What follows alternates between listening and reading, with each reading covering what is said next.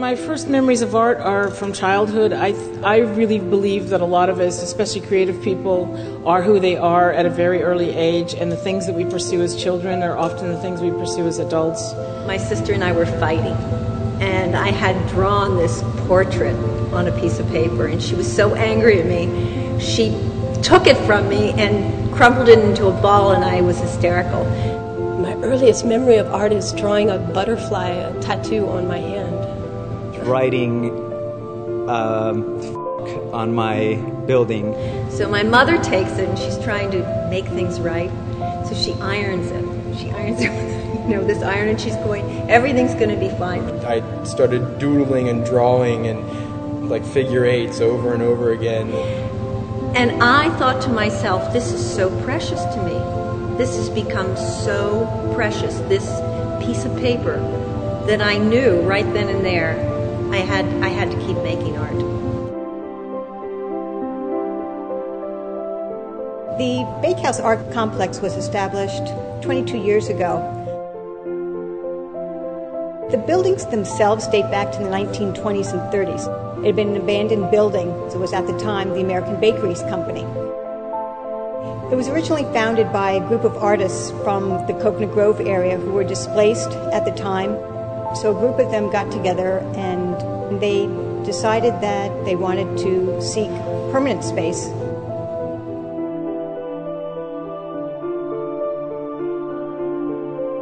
We are a not-for-profit organization whose primary mission is to provide affordable working studio space to emerging and mid-career artists. The Bakehouse is actually a facility for our artists.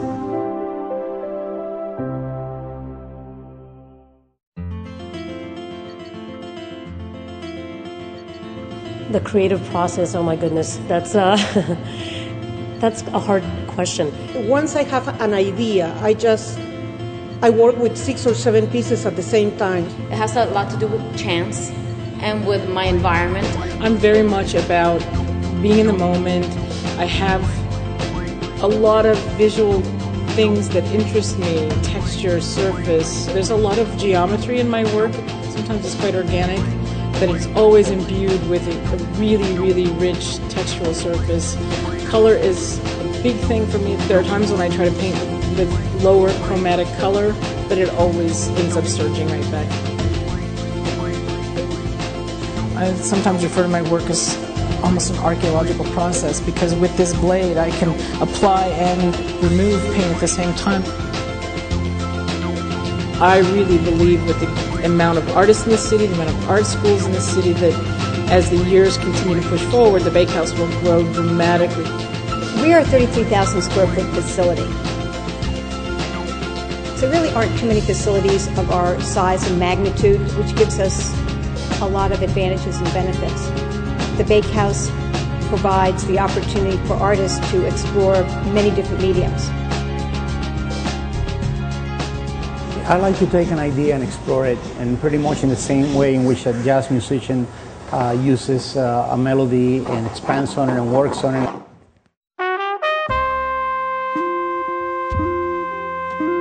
I develop a concept and then I work from that concept, and at the moment I'm working on a series called Numbers.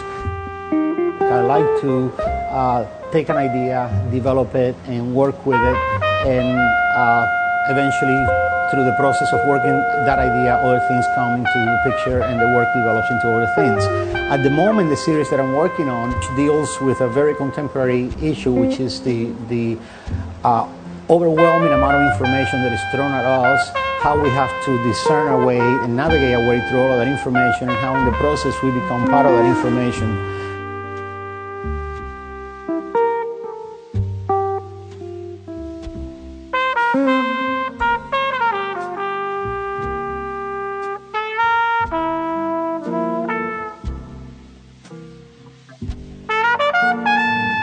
Miami is a little more vibrant, and right now it's the place to be, I guess. I firmly believe that Miami gets away with color like no other city. You know, when I'd come home to visit and I'd have to drive over Julia Tuttle Causeway, I would just it would blow me away, seeing the intensity of where we live. That there's so many different people from so many different backgrounds here.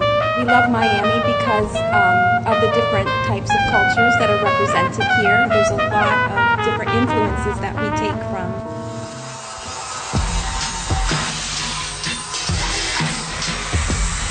The piece you see here is for the Friendship Tower, and what it's comprising of is 3 separate figures made in aluminum. It'll be a male, a female, and a child. Working with aluminum has been really different than working with steel and of course other materials like wood. It's got its own properties. And one thing you're going to notice is this whole piece, you see it's silver right now, it's going to turn completely black with carbon. That carbon can be removed later after this process. So here we go. And there's a lot of interesting tools and techniques we use to get the finishing and the curves on the form. You can see this kind of big sweeping curves on this 1/8" plate. So we acquired this technology and we've been using it for our sculpture. The paintings talk to each other. So do the drawings. Most of it's religious based. It may not seem that way. A lot of it has to do with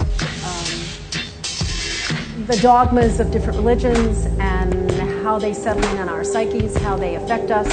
And one thing plays off of another. That's why I'm always constantly working on 6 or 7 or 8 or 10 pieces at once. So usually I work in a series of thoughts. The thoughts start out with something. Most of the time they're based on my memories of my childhood, of just who I am in the world.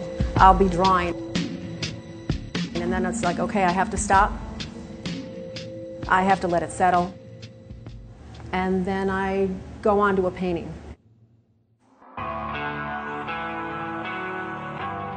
To say that something is not art just doesn't really fit within my vocabulary. Art is sort of like what they say about pornography. You know what it is when you see it.